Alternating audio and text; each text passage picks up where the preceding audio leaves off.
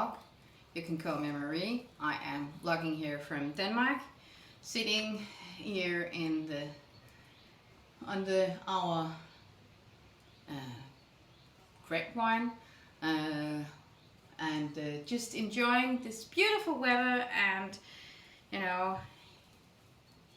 decided that I had the time to just do a small recording for you.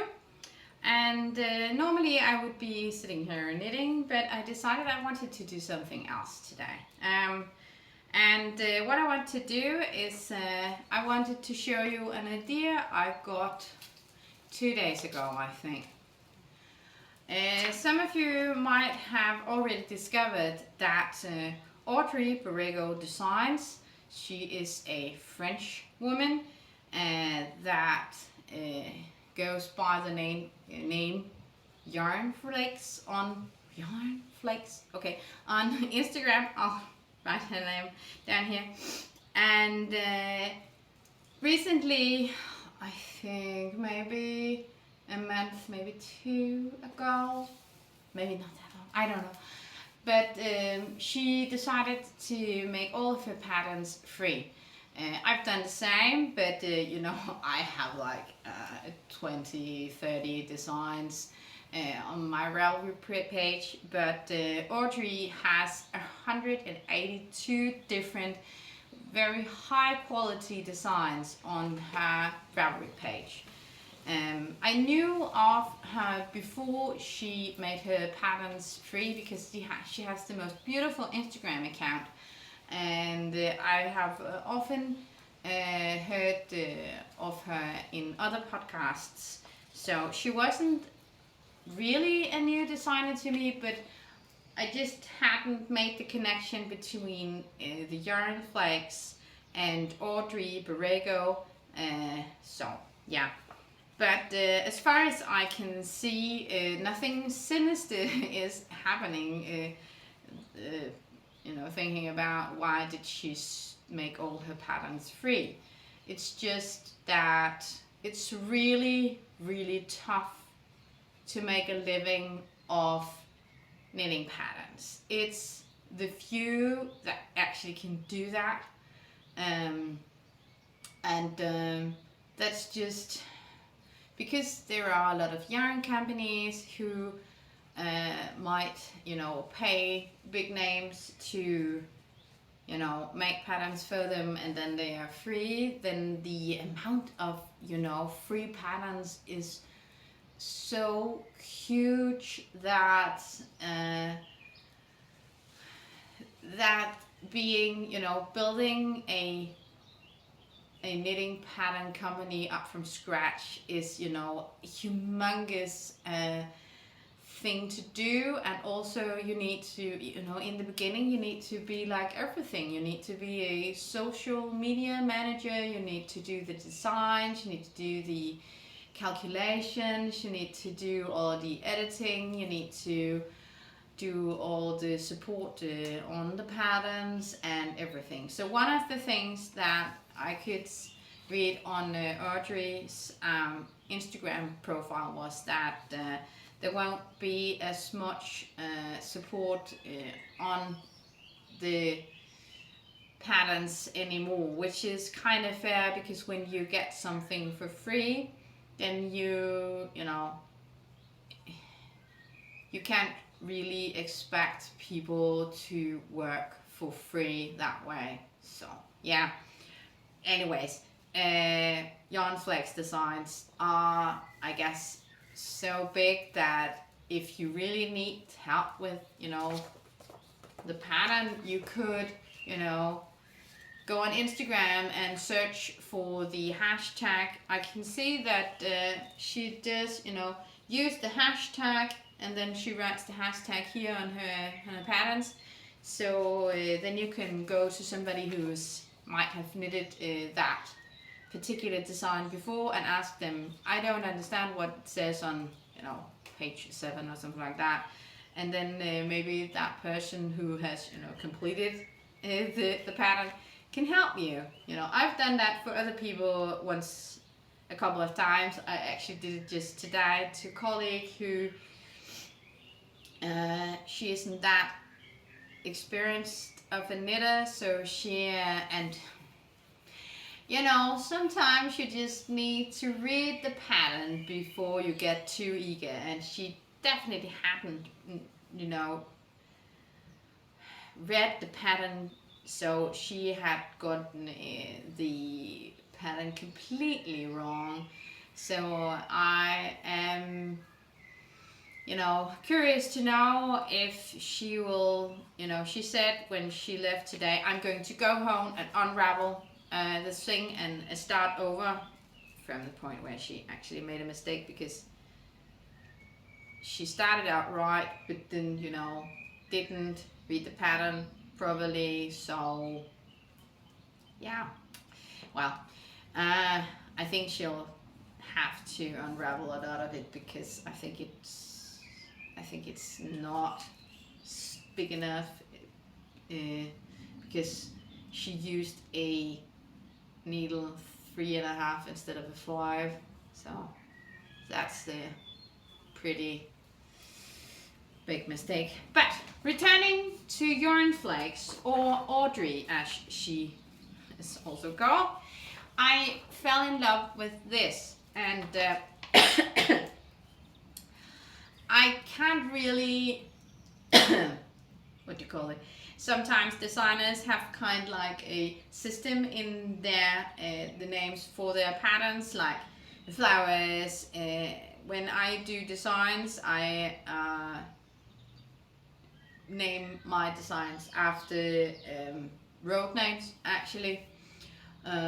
Some do like children, no, human names. Some do, you know, that's kind of the fun of it, you know. Some of them just do numbers, which is sometimes can be like, oh, was it the design number 10, or was it design number 8, or was it 19? I'm so bad with remembering numbers, but names I do remember. So this is the Rosa Manday design. In Danish we have a girl's name called Rosamunde. So in the beginning I thought that was the name. I haven't googled if this might be.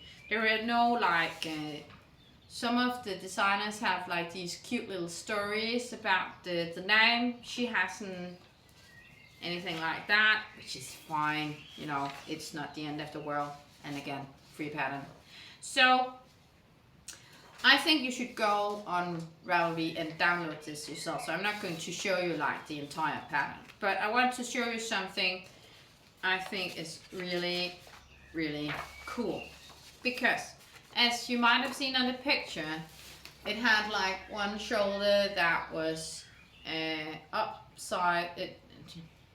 The main color was the stripe color, and in the other side, maybe you can see that the stripe color was a third color, so not the stripe color, not the main color. And what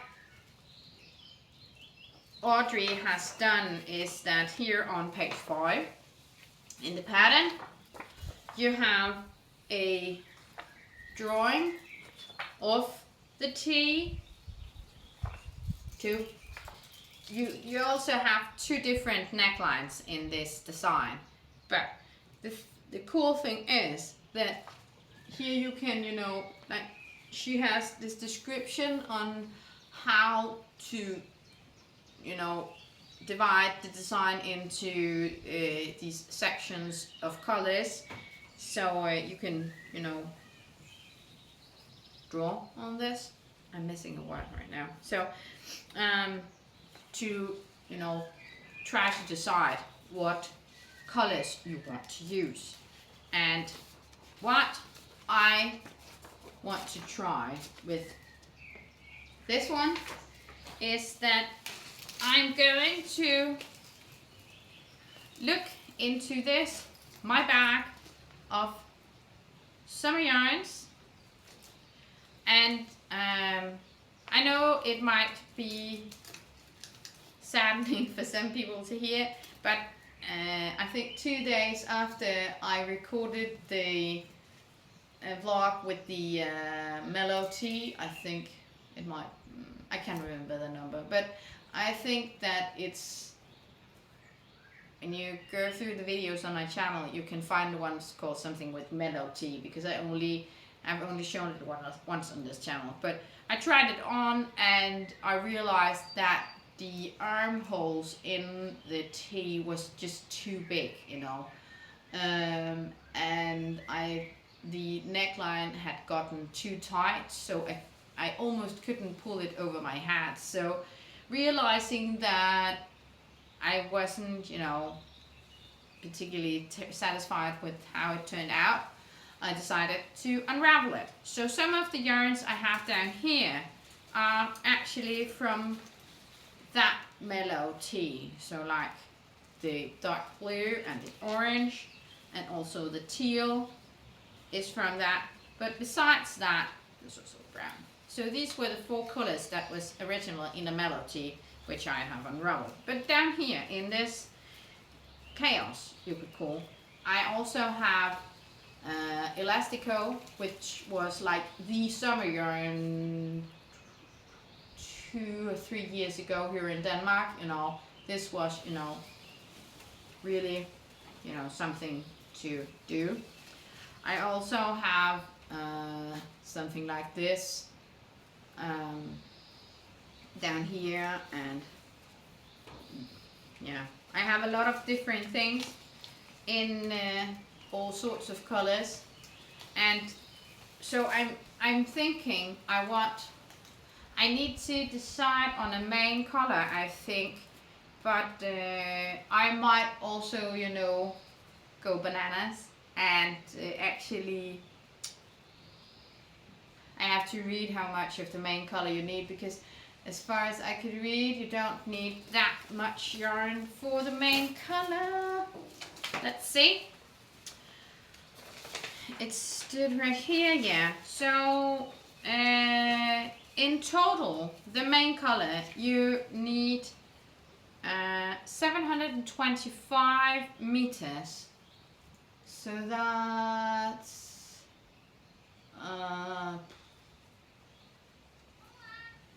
6 or 7 skeins of yarn.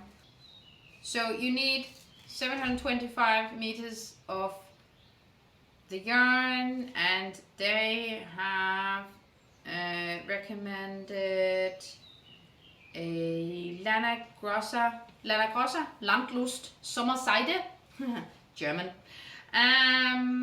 And they don't write how many meters that it does, but anyways, 725 meters. So this new Oread, that is yes, 150 meters per 50 grams. So I would need a lot. No.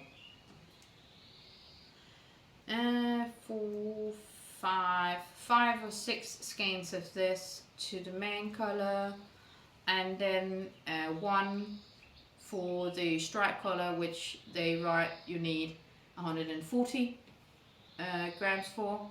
If you want to do like a shoulder, which is in different colors, she's also written here in the pattern. Oh my god! In the pattern, how much you need, and if you want to do a shoulder, it's 135 meters, which is 1 skein of yarn like this.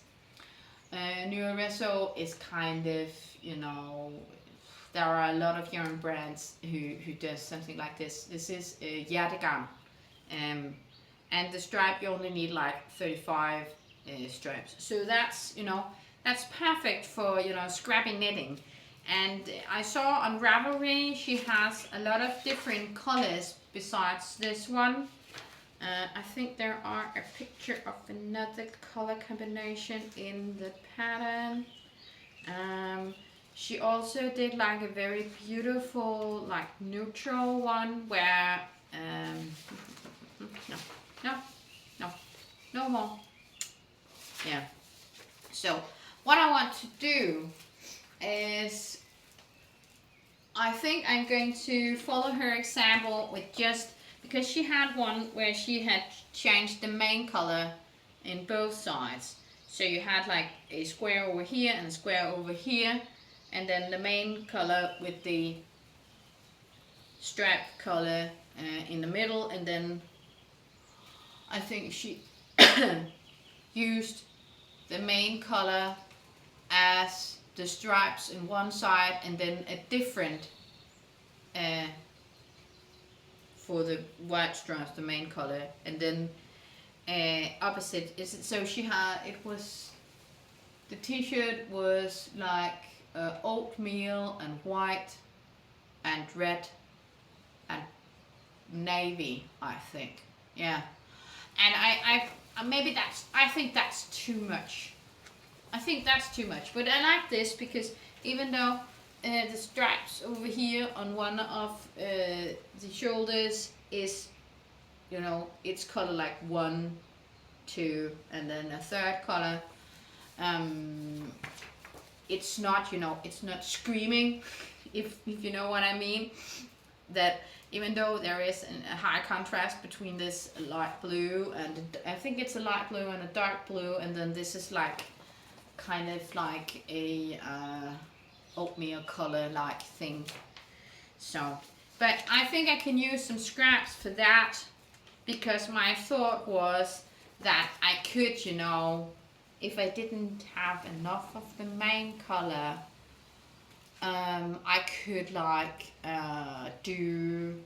change the main color maybe later on, or maybe change the stripes color. I've seen other designs where they've done like, you know, a thick and thin stripy thing, and I have a tendency to, you know, fall in love with things like that, but I've actually never knitted one. And I'm not sure I know why. Maybe it's because, you know, when you need to change the color like this, and especially I've experienced that if you need to change the color in particularly thinner stripes, it's kind of, you can get the transition from one color to the next color, especially in these thin stripes, might be, you know, a bit too like what do you call it, the, you know, you can see where you change the color, because the stitches might, you know, not look that nice, not have the exact same size as the rest of the stitches. And again, when you knit in summer yarns like this one, where you have bamboo and linen and cotton, you can see everything, you know. It's not like in a wool yarn you can, you know, kind of hide your mistakes. Wool is such an easier yarn to knit up nicely. When I printed this, I had it on, I have a very big screen when I use my computer, and the picture, you know, got like this big, you know, on the screen, and I could actually see, because not in this one, but one of the others of her designs I've also downloaded and printed. I like printed recipes, because, no, patterns, sorry guys, because I do this. I circle the size that I want to knit, so that I don't forget which size I decided on doing. So, but when I blew up the picture on my computer screen, I could see that she might have, you know, sometimes, you know, she might have been, you know, knitting and then putting it away, because sometimes just, you know, if you have a project in a very unforgiving yarn, just, you know, it laying around, maybe in a bag or being transported from A to B, where you stop the knitting, then even when you pick it up again, then there might, you know, tension might have gotten looser, or there might have happened something because it's been stressed or something like that. And I could see that there was like it was nothing, you know, big, but I could just see that when I looked at the stitch definition, there was something on that sample on the picture where there was like kind of like a teensy tiny, you know, difference in the stitches. And I know I am very particular, and I know that nobody else will see. It's just, you know, me nitpicking, finding mistakes, and it's not fair. And I'm not going to tell you which pattern it is that I found this in, because it doesn't matter. The tee that I downloaded is beautiful. This one is also beautiful. She has so many beautiful designs that I am very excited about trying her patterns. I have read the pattern because also because I think it's easier when I do this. I also like, I'm just going to do like this, circle the size, how many stitches, how many repeats, how many something I need to do in my size, so that when I sit and do my knitting, I don't have to, you know, remember, oh, I am doing size 3, so this is 1, 2, 3, that's the one, so I need to do 42 or whatever.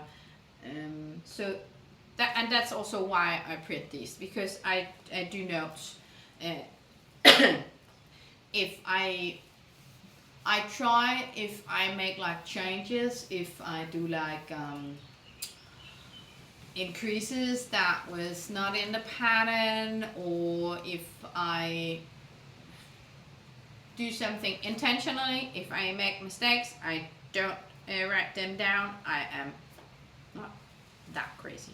But if I intentionally make a alteration on the pattern, then I tend to note it, you know, write it on the pattern, like on the back or somewhere in the text, depending on what makes more sense.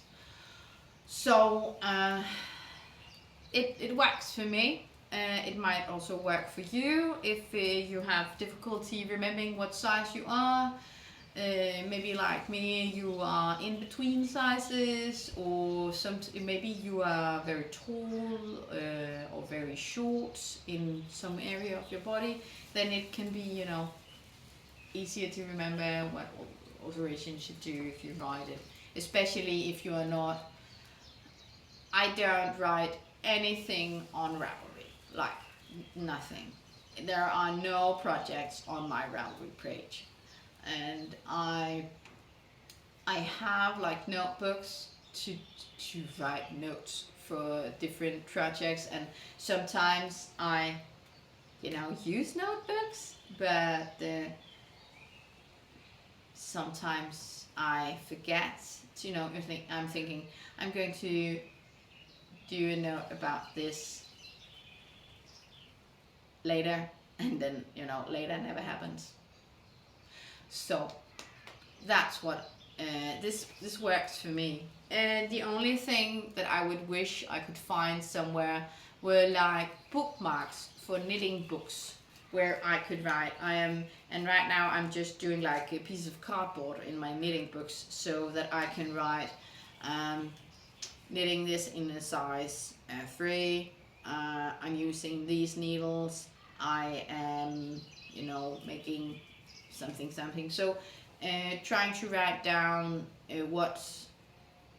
because it makes more sense to me to have the notes inside the book, instead of having it, you know, having one book where the pattern is and then a notebook on the side.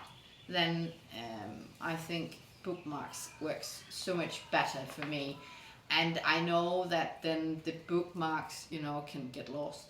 But I just leave them in the book, because next time I pick up the book to, you know, maybe knit something else or the same pattern again, then I can, you know, see what I did the last time.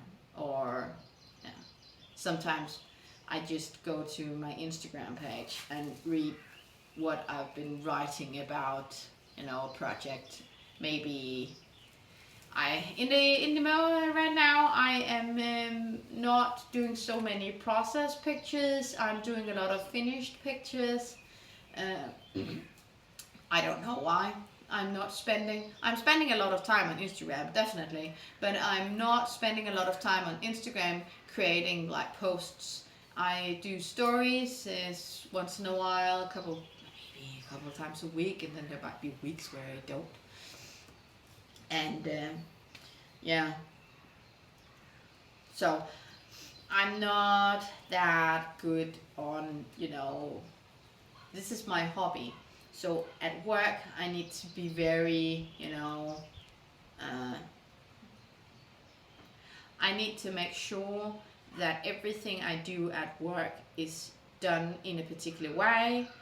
I have like deadlines on all of my cases all the time. I need to, you know, have that big picture so that I know that everything, you know, gets correctly done. That's the kind of job that I have currently. So yeah, so when I do my knitting, I just need it to be something else, because I know there are knitters who like love doing spreadsheets and have everything written down. I'm very impressed. One of my podcast colleagues, she's a Danish podcaster and she also only podcasts in Danish. She's called Dorte Mose, and her podcast is called Et kig I strikkekurven. And if you're a Dane, please check her out. But all her videos are in Danish. But she has like each podcast she makes, she updates her yarn stash, and she has like I think at some point I remember she had like 56 kilos of yarn, and I'm not sure about this, but I think currently last time I saw one of her podcasts, she was down to around 46, 48 kilos of yarn. So that's a lot of yarn. But as she says, she loves her yarn stash, and she doesn't have a problem with it having that size. She's trying to reduce it at the moment, but you know knitters. We tend to say, I want to reduce my yarn stash, and then we, you know, see something beautiful, or maybe some store is having a sale. I think you know the problem. If you're like me, you know the problem. I'm going to a knitting festival this weekend, and I have really, you know, restrained myself from buying yarns for 2 weeks, I think. Yeah. The most recent yarn I bought was from a webpage where they do like yarn that they buy from the industry. So yarns that would else been destroyed, burned, something like that. So and if you want something, when they sell yarn like that, if you want something, you need to go in there and you need to buy it right away, because often if they have like popular colors, it gets sold out within days. So they have like new items on their webpage very often, which means that if you really you should check out that kind of web pages like once a week, maybe even more, if you want to be sure that you get what you want. So when I saw that they were selling a yarn that found my interest, I bought it straight away. So sometimes, you know, you have a plan and then it turns into something else. And of course I could, you know, change my mind with this one, but I just think this could be a genius way to use scraps.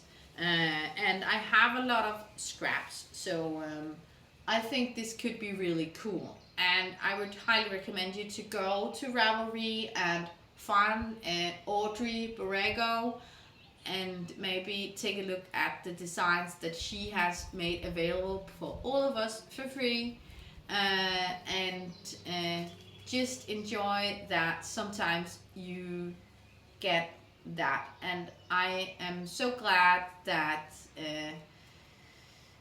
what I can read about Audrey is that she is you know, she's doing well, and I hope everything good happens to her. And yeah, and I am truly grateful for her to sharing her talent with all of us. So I think that's it for now. I have I need to go you know, do some cooking and feed the family, and I hope that you enjoyed this video. I hope that you will leave me a comment. I hope that you will leave me a comment, give this video a like, and if you're not already subscribing, please consider subscribing to my channel. The more subscribers that I get, more people will find my vlog, and maybe people who are out there who are missing this short format of vlogs will find my videos interesting. And I hope that you find this interesting, and that I will see you again next time. And until then, happy knitting, everybody.